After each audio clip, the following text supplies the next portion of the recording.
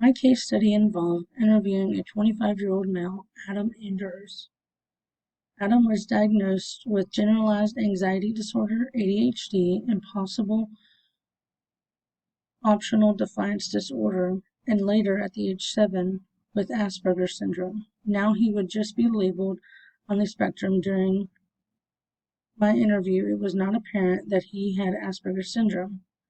From working in a school, sometimes it is obvious when students are on the autism spectrum. This was not the case during the interview.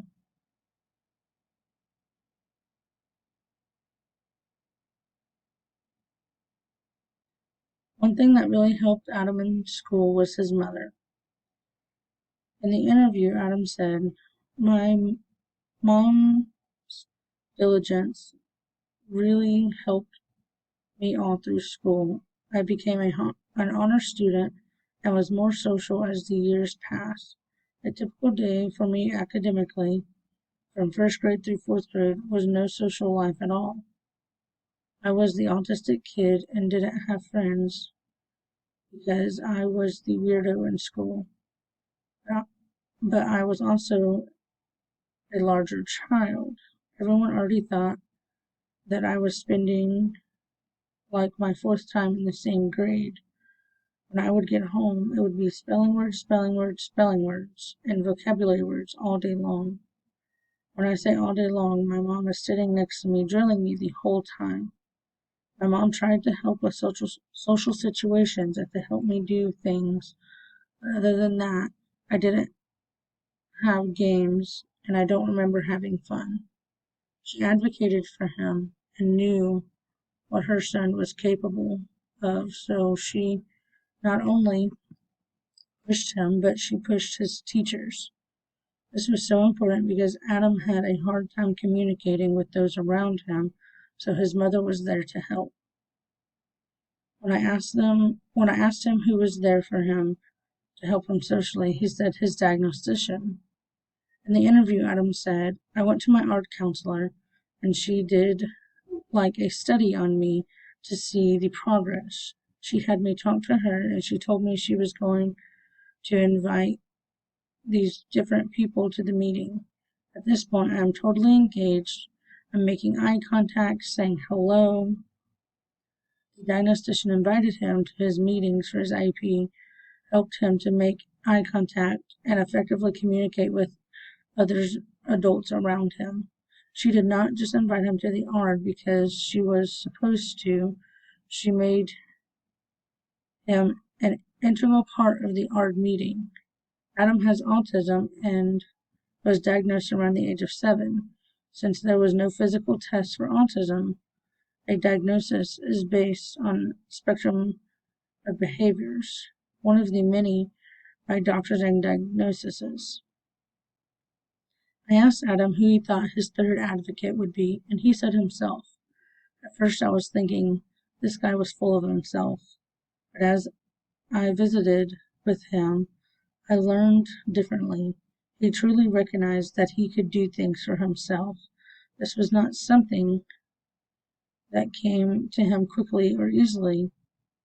In school, it took his mother, his teachers, and later his diagnostician to help him get to a self-advocacy position. He was able to go off to college and be independent. While he did not graduate, he learned what he needs to be successful. He took himself off medicine while in college, then several years later learned that it helped him focus and be more productive. As he has aged, he has learned what does and does not work for him. He learned to own the diagnosis and just go with it. Practicing verbal skills along the journey, achieving his Eagle Scout helped him communicate with others and always trying to do better. Adam knows he is a super empathetic and accepts others where they are. He says his life experiences help him become that way. He never wants to treat others the way others treated him. And here's a picture of him and his mother that I had permission to share. There are many things that can be generalized whenever it comes to autism, such as speech delays, behavioral problems, interaction with family, and much more. Oftentimes, children who have autism tend to have speech delays or they are nonverbal. When they are nonverbal or have delayed speech, it can be hard for teachers and their family to understand them and their needs. Children who have speech delays or that are nonverbal tend to cry a lot and have temper tantrums because they do not know how to express what they want or need. This can lead to behavioral problems in children who are autistic. They are unable to effectively communicate, which can leave them acting out. At times, teachers or family members are unsure why they are acting out and having behavioral problems, but the child is unable to communicate. Another huge aspect is family life. Some children do not have good home lives, and that also really affects them because children need a strong family system to help them along the way, especially a more vulnerable population. I think it is important that they have a strict routine that can coexist with school so they are able to stay in a good routine that can coordinate with home life and school. Each of these children possesses a unique personality and differing abilities.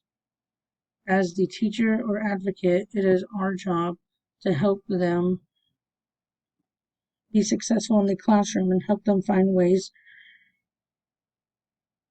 to help themselves and be independent. Autism culture can offer a sense of community and belonging. Autism culture can also be a source of pride and empowerment. It can help autistic people to feel proud of their differences and unique perspectives. Autistic people are frequently marginalized and excluded from mainstream society, which can lead to feelings of isolation and loneliness. So here are the schools that he attended. This is one of his elementaries that he attended. This is the middle school that he attended. And then they have a junior high, which is 7th and 8th. And then he went to high school here until 10th grade. And then here's some pictures of children with autism doing some sensory